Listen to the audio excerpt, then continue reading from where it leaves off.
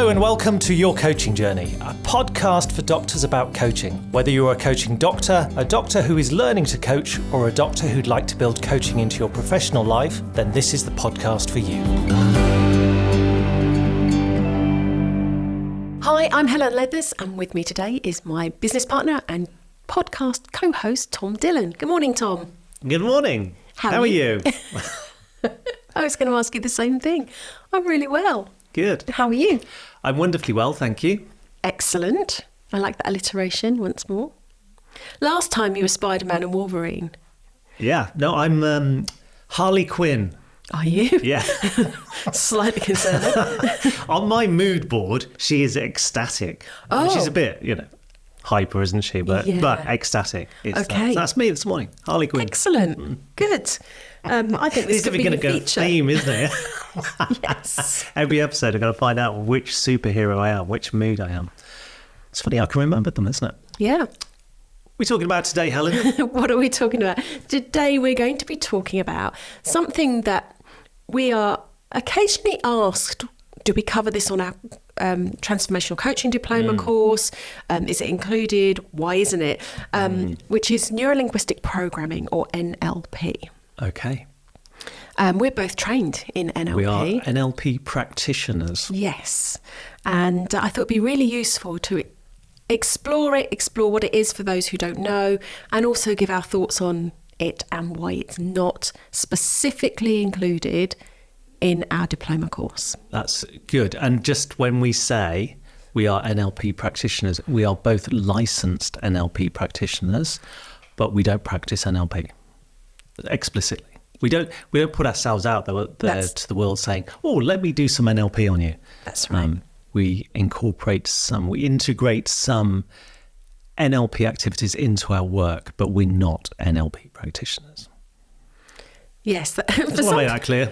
For some people, that's not going to be that clear. Listen to it again. Well, no, because the whole episode is really going to explain our stance. Yes, I think so. I think so. So I think for many people, they'll think this is a fairly new thing, or maybe that's just my age, and I still think the 70s is quite recent. But it was first talked about in about 1975. Yeah, so it was devised by Bandler and Grinder.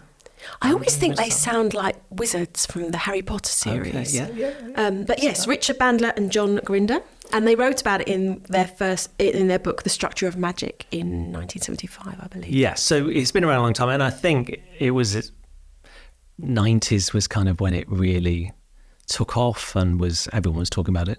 I think it's died off quite a bit now. Yeah. So, Helen, what is NLP? That is a really good question. NLP is an approach to coaching, to therapy, that asserts a link between neurological processes, language, and behavioural patterns. And there are a number of things. It's said to be good for lots of different things. I think one of the things that they can help with are phobias, confidence, changing our ways of thinking, challenging underlying, perhaps faulty thinking or unhelpful thinking. Also, modelling is a big part of NLP, and that is, how is someone doing something well, and then how can I model that behaviour or that way of being. And to my way of thinking, it is a lot of exercises that you would do with someone in maybe trying to cure a phobia. You would take them through a model, and so there were lots of models involved. So if you were learning to coach in an NLP way, then you would learn lots of models. So I relate it to the positive psychology approach, which we've covered on a previous podcast, where there are lots of positive psychology interventions that you might use in coaching, but you wouldn't turn up and just do those in coaching. Yes. So it's a way of introducing different tools and techniques that is similar to positive psychology. I guess the thing that's lacking for me in NLP is any academic research behind the effectiveness of those tools and techniques. In positive psychology, there's a wealth of research. It's all research-based tools and techniques. In NLP, they suggest there's some research, but there's very little research behind it. Yeah. That's not to say it can't work, but it's not research-based. Yes. So lots of tools and techniques, definitely. I would say it's a big bundle of those, really. Yeah. Perhaps without the framework that we have in the coaching capacity. Lovely. Interestingly, if you look it up on Wikipedia, which I do appreciate is not the font of all knowledge, and certainly should not be where you do your scientific research. However, it is described as a pseudoscience. Yeah, because, and I think that's one of the problems with it, that it sort of created for itself, is it was trying to suggest that it was all based on science, and a lot of it wasn't real science. So I think that you're always going to fall a bit foul of the the academic arena if you're purporting that things about your processes have some scientific backing if they don't, because eventually you'll get found out, and people will go out of their way to prove you wrong. So yes, and I think a lot of the original sort of research around different elements of it, there wasn't anything to back it up. So let's just back up a little bit, because I want to talk about how Bandler and Grinder kind of pulled together NLP, and it was from other people's work. It was derived from their observations of what some psychotherapists and psychologists did that worked really well in their opinion. Yeah, so they took a lot from Gestalt, which we cover on our course, the work of Fritz Perls. I think Bandler studied with Perls at one point. So there was that element to it, and I think that's why they thought it might end up being a therapy. Virginia Satir, who was involved in parts work, so again, a therapist. Psychotherapist. That looked at different parts. The work of Milton Erickson, who was involved in hypnotic language, hypnotherapy. So they took a lot of his work as well. And also mixed in there's a lot of solution-focused stuff. Cognitive behavioural. So the work of Albert Ellis is mixed in there too. So a lot of things are mixed in. And I think, again, why it sort of falls down a little bit is none of that is attributed, other than maybe Satir and Erickson. Yeah. The other elements aren't really attributed to Gestalt, to cognitive behavioural. And you could say that our course is a bundling of other people's stuff. It is, but we attribute it. So we talk about the person-centred approach, the solution-focused approach, the cognitive behavioural approach. We tell people where this stuff comes from, so that they've got an idea of all the different approaches that might be useful, whereas NLP just, okay, this is our approach, this is our stuff, and it's NLP, when some of it isn't. So really they were observing these elements that other people found useful and worked, like Milton Erickson's language when he was using clinical hypnosis, and they kind of created a model, so that the concepts within NLP is that they've codified a way of working and said, this is how you can do it. They've encouraged modelling. This is how this person does it, and if I do it like them, then I will also be successful, or I will also be effective. And I love the Erickson hypnotic language. The more you listen to it, the more easy it is to relax now. For example, I think it's really effective, and I learnt that on my NLP course. But they've kind of packaged it together in their own branding, if you like.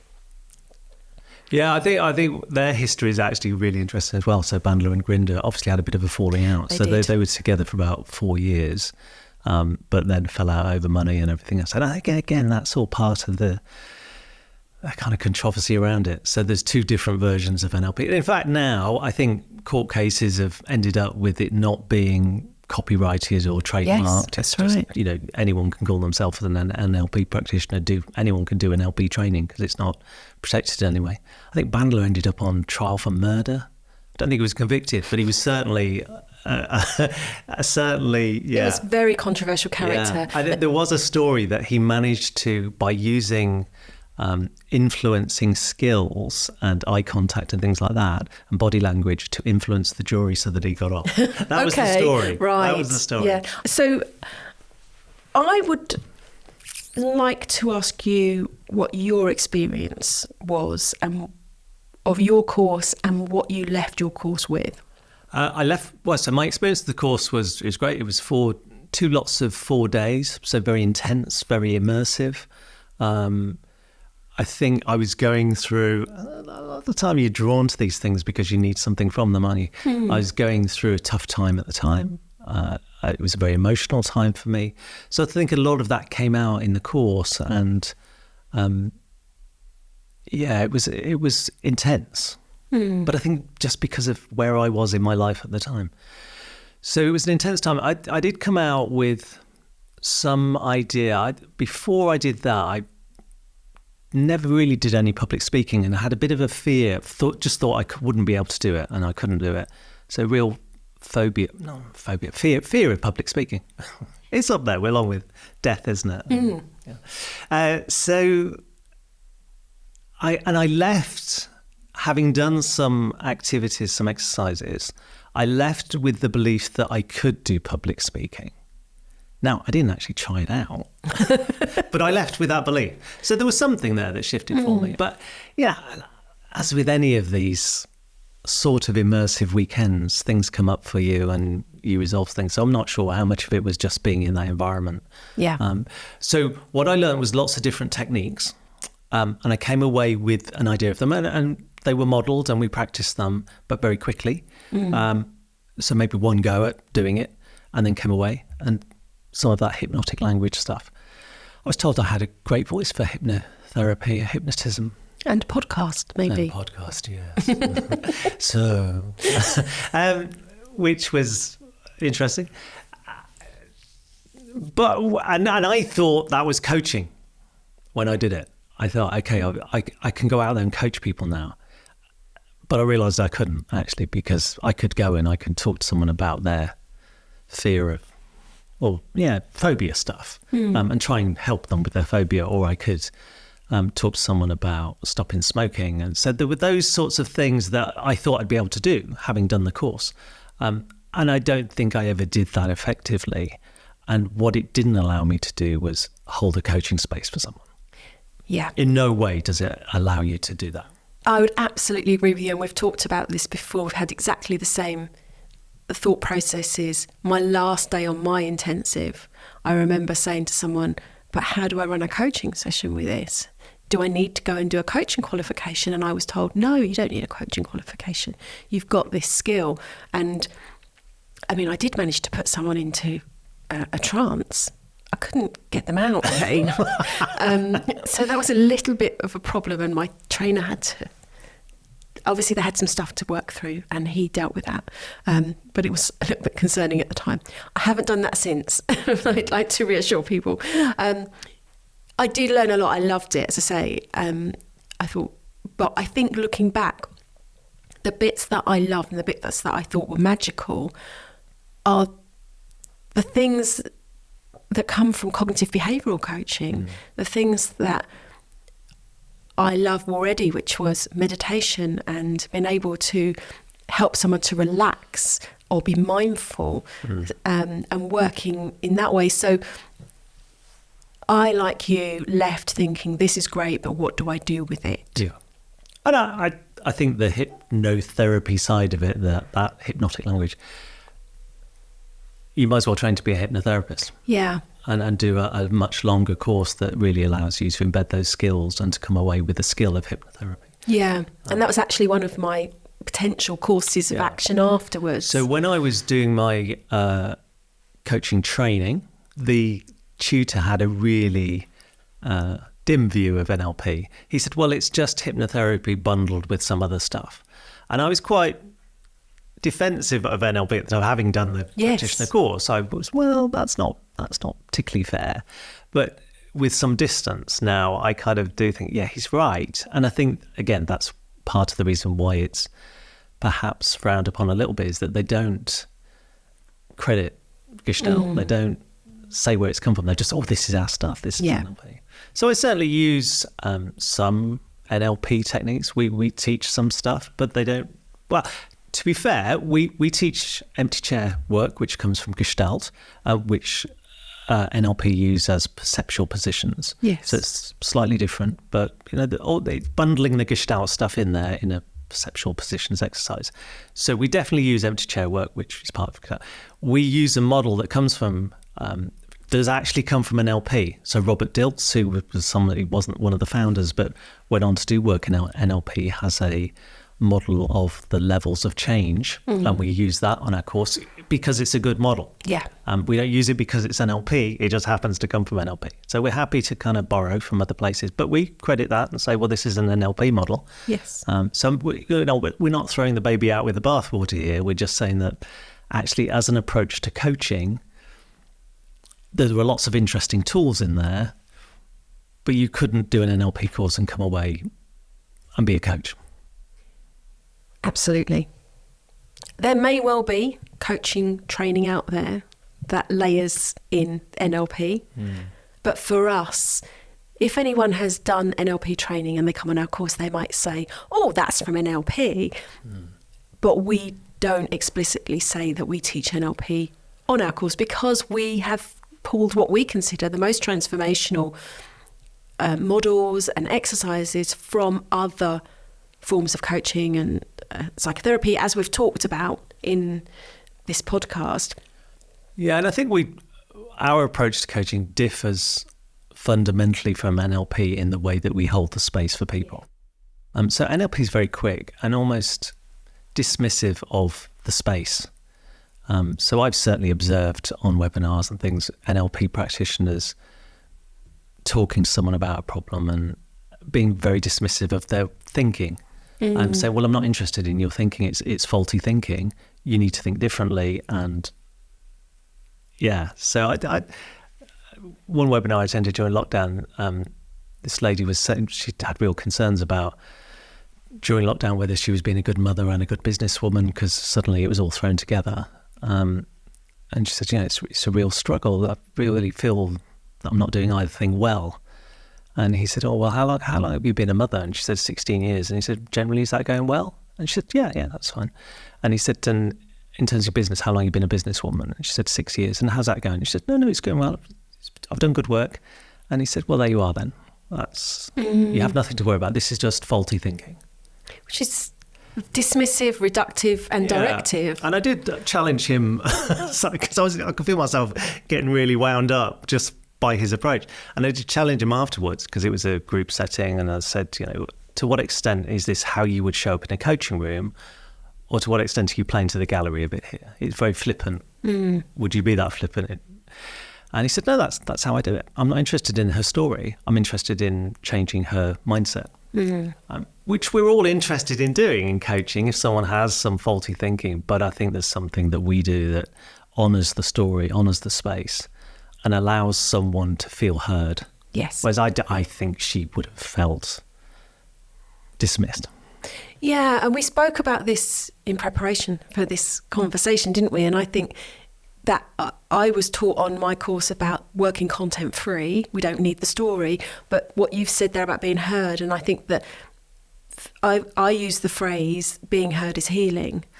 And because it is, sometimes people need to tell their story.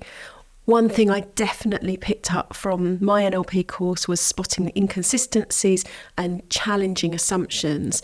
Again, it comes from cognitive behavioural world, but I think it's, there's useful elements in there which we also use on our course, but it comes from elsewhere, and we're quite happy to credit those sources, like you say, and that's what makes the difference. I say we're both NLP practitioners. I'm pleased that I did the course. But it was all I ever knew. When I started coaching, that was the only tool I had. And I don't think I was a proper coach in having NLP training.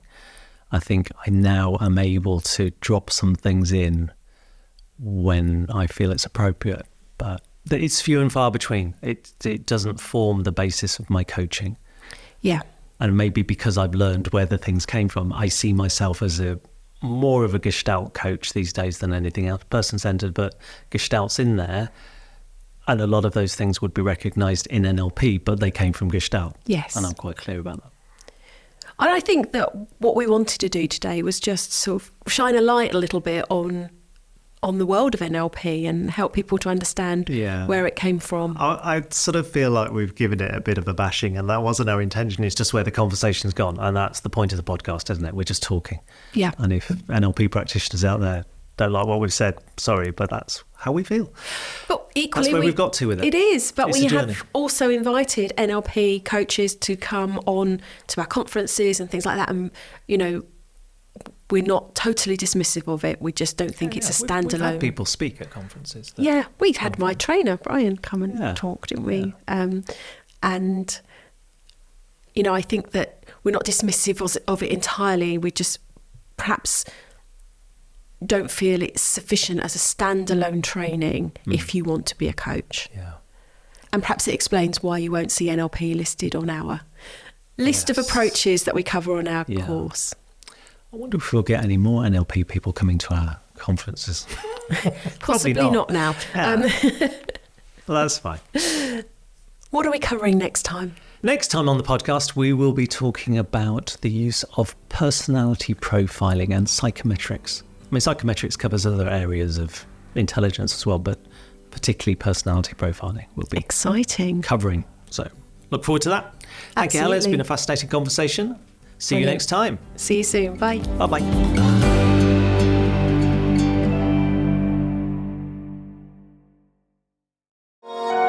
This has been a Monkey Pants Productions podcast.